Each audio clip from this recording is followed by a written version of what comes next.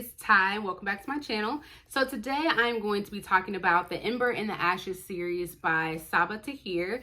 And I'm happy that I finally got to the series and completed it because I enjoyed it for the most part. This is somewhat of an older series, I guess you could say. The first book was published back in 2015 and the last book was published in 2020. But I think there was like a short break between the first two books in the series and the last two books in the series. But overall, I'm happy that I got to it, I completed it, and we will talk about it. I will primarily be focusing on the first book in the series because I don't want to spoil anything for anybody if you haven't read the entire series, but we will go ahead and get started. But the first book in the series is An Ember in the Ashes. Then we have A Torch Against the Night. Then we have A Reaper at the Gates. And finally, we have A Sky Beyond the Storm. And so An Ember in the Ashes, the series overall is a young adult fantasy series that is supposed to be, I believe, inspired by ancient Rome. And in this first book, it is told between two perspectives by our two main characters, Laia and Elias. And Laia is described as a scholar, and in this world, scholars are the oppressed people, and the main ruling people is the Martial Empire. And in the beginning of the story, Laia's brother Darin has actually been arrested for treason because he has been accused of being a rebel against the Empire, and he has been taken to one of the most dangerous prisons in this world, which is called Cough Prison. And so then Laia takes it upon herself to go and break Darin out of this prison because she obviously can't do it on her own. She goes and seeks out this group called the Resistance. And the Resistance is a group that is trying to take down the Martial Empire. And so she seeks them out so that she can try to get assistance for breaking Darin out of prison. And so in order for them to help her break Darin out of prison, they tell her, hey, if you want us to help you, you have to help us. So they tell her that she needs to pretend to be a slave for the Empire. And if you do that for us and spy and get some information, then we will help you go and break your brother out of prison. So she agrees, and she ends up becoming a slave for one of the worst people in the Empire, who is the Commandant. And so she is treated terribly by the Commandant, and some of the things she endures is so brutal. And not only that, she also ends up meeting a person by the name of Keenan, who works for the Resistance. And this is one of the main people that she is reporting all of her findings to. So while she is working as a slave for the Commandant, she is actually, anything that she hears as far as like any conversations, she is then going back to the Resistance, primarily to Keenan, and kind of letting them know what she is hearing from the Commandant's conversations. So while all of that is happening, we are also following our other perspective, which is Elias.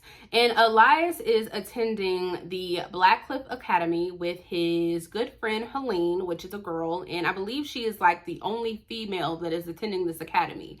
And so while they're at this academy, they are training to be masks, which are masks that are the soldiers for the Martial Empire. And masks basically are what they sound. They have these like silver masks that like adhere to their faces. So the more you like train and become like one with the Empire, the more like these masks adhere to your face. I know.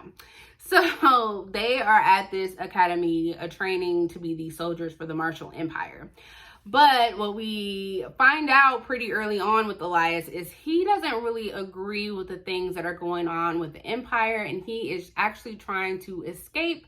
But his friend Helene, who they've been a friend since they have been young, is actually all in with the Empire and doesn't really agree with him trying to leave. So she kind of knows that he doesn't agree, but doesn't really know the full extent of how much he just does not agree with everything that is going on with the Martial Empire. So while they're at the Black Cliff Academy, they are actually entered into the trials with 2 other people. In these trials, they have to go through to see who is going to be the next ruler of the empire.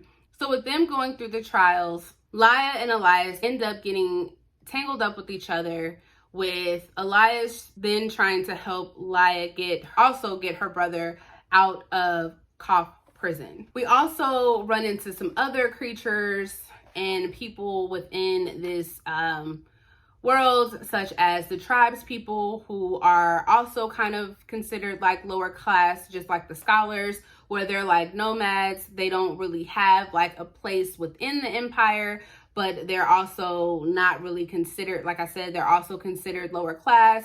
We also have the augurs, who are like these immortal beings. And there's one in particular that we follow in this story by the name of Cain. And he just likes to just pop up at random times and give out like these prophecies to Elias, and kind of gives him like these foreshadowings of what is to happen. And then we also have like these fey creatures, such as, I think they're called like Ifrits and Wraiths, that like wreak havoc on Helene and Elias while they're going through their trials. And so that is essentially what is going on in this first book. So to sum it all up, we have Laia, who has become a slave in order to get the help of the resistance so that she can try and get her brother out of the prison. And then we have Elias, who is at the Black Cliff Academy, who is going through the trials to try and see who is going to be the next ruler of the empire. And so then we have the side characters, which is Keenan, who is part of the resistance that is somewhat kind of trying to help Laia. And then we have Helene, who is Elias's best friend. So overall with this series, this world is very brutal. This author does not hold back when it comes to what is happening to these lower class people. We have people that are dying left and right and in brutal ways. We have people that are being tortured. We have children that are dying. Like I said, when Laia agrees to become a slave so that she can help out the resistance, the things that the commandant does to her and how brutal she is being treated is, oh my gosh, it is terrible, the things that she goes through. But it also goes to show like what she is doing to help out her family, and the things that she has endured when it comes to her family, the things that she has witnessed within her own family is just horrific. And then not only is the world so brutal and we're dealing with all that, and then like all of the politics with the things that are going on with the Black Cliff Academy and who's trying to get the spot as the next ruler of the academy and the plot to try to take people down for that. We also, of course, have a whole side plot of this love triangle square type of thing between Laia, Elias, Keenan, and Helene, and all of them trying to figure out who likes who and all of that madness. So that's going on. I was here for that, kind of, sort of, a little bit. It got more interesting as the series got on with like the romance. So yes, if you are somebody that needs like romance in your books, I mean, you're definitely going to get some sort of romance within all 4 of these books. But you're also going to get, you know, a brutal world mixed in with all of that as well. With this first book, I really enjoyed this one.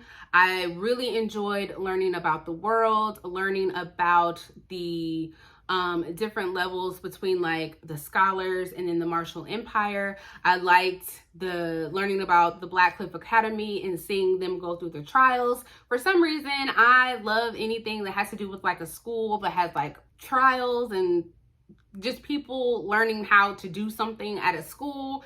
I just kind of love that type of vibe. So I really enjoyed that. I liked learning about Laya's family and exactly what happened in the resistance and what part her family actually played in the resistance. And that is something that we get more of as the series goes on. I mentioned a little bit about the commandant, but the commandant who Laya was a slave for, she becomes a really big part of the series, a huge part of the series.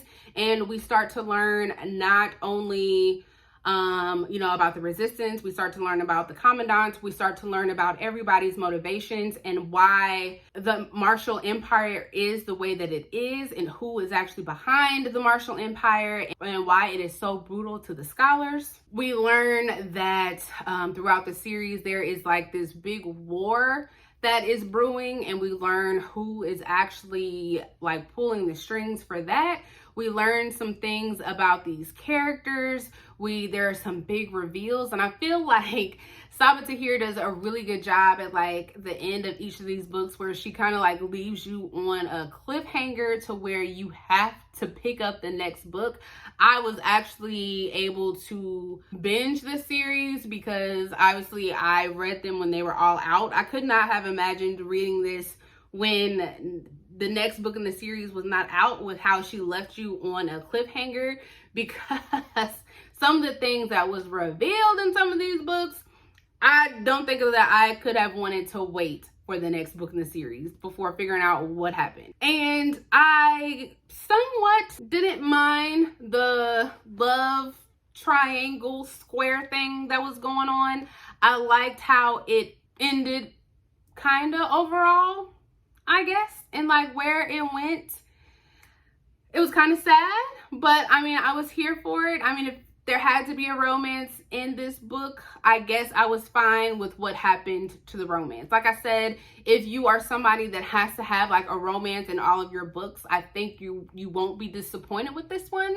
But if you are somebody that needs, or if you're somebody who doesn't really want like a romance, I don't think you would, I still don't think you would be disappointed, because it's not that big as the series goes on. Like, it's not that important. It still is there, but it doesn't play as big of a role as the series goes on. So kind of like talking about the books more so individually, like for An Ember in the Ashes, I ended up giving this one a 4 stars, and I ended up giving A Torch Against the Night a 4 stars. I really enjoyed both of these books and where both of these books went and where they ended. When we got to A Reaper at the Gates, I ended up giving this one a 3 stars. I got a little nervous when I got to this one, because after reading this one, I kind of was like, uh-oh, are we going downhill with this series?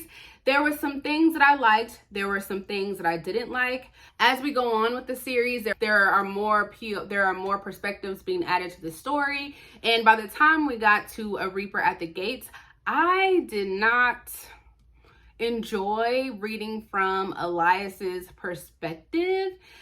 His character ended up going to a different place by the time that we got to A Reaper at the Gates, and I did not really enjoy his character as much. So anytime that we started to get the chapters from his perspective, I just did not enjoy them as much. And the same can be said from A Sky Beyond the Storm. I'll get there in a second. But I just did not enjoy getting the chapters from his POV as much. But with that being said, also my other problem with this one is there were some perspectives that I wish we could have gotten this story from, because I wish it would have just made the story so much interesting. We do find out who becomes the ruler of the Martial Empire, and something ends up happening to that character in this book that I think it would have been so interesting to get their perspective in this book because of what happened to them. And I think it would have just made for a more interesting story. I will say some things happened in this book. There were some reveals that happened in here. There were some things that really had me sympathizing with one of these characters. So I still think that this was a really solid book in the series. I just think Elias's perspective really brought this one down. And I do think certain points of this story, I just thought it was a little bit slower paced. And I just felt like my attention at certain points just wasn't as into it as it was with the first two books in the series. With the last book in the series, I will say I gave this one a 4 stars. Same thing with the previous book. I still didn't really care for Lice by the time that we got to this one. I don't know what it is. Maybe I'm the only one that still didn't really care for him by this one, but I just didn't care for where his character went to, but I just didn't. But we still got some added perspectives in here that I really liked. There was a character that I did start to really like by the end of the series, and that was his friend Helene. I really liked where she went. I thought that her story got really interesting by the end of the series, and there were some other added characters. We didn't necessarily get a POV from them, but I thought that they were still really interesting. Again, this world was still really brutal. The relationships, like the love triangle square thing, stuff happened. By the time we got to this book, there were some reveals. By the time that we got to this book, there was a lot of explanation, and we really got some clarification on people's motivations by the time that we got to this one, that I really liked and appreciated, which bumped up my rating from that third book to this book. I do think that some of the things that happened in this one were predictable, but at the same time, it didn't take away from how heartbreaking they were when it happened, if that makes sense. So I still enjoyed this. I did listen to both this one and A Reaper at the Gates on audiobook, which I typically don't listen to fantasy books on audio just because sometimes I think they are kind of hard to listen to on audiobook, especially if I haven't listened to them before or haven't read them before. But because I was already introduced to the world and already kind of somewhat familiar with the characters, it made it somewhat easy to listen to these on audio, and I quite enjoyed them on audio. So if you want to listen to this series on audio, I would recommend it. But I really enjoyed this last book in the series. I liked how it ended.